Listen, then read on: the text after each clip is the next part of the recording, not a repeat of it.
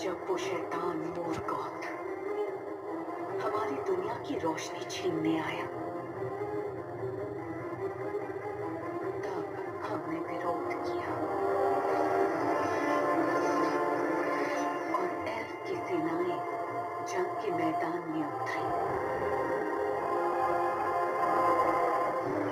हमने बालानोर छोड़ दिया, हमारा घर, और एक दूर दराज रियासत की ओर चल पड़े। एक ऐसी दुनिया जो अनगिनत खतरों और अजीबोगरीब जीवन से भरी थी। उस जगह का नाम था मध्य धरती।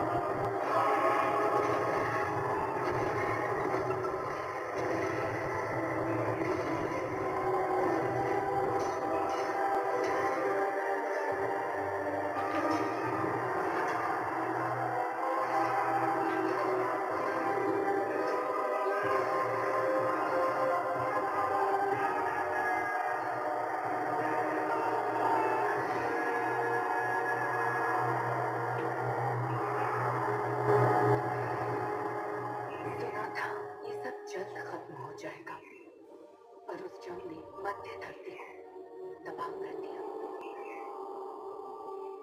और उसके घाव सदियों तक रहे।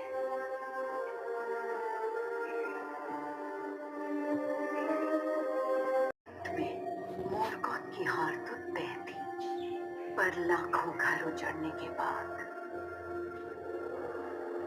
उसके ऊँट मध्य धरती के कोने कोने तक फैल चुके थे।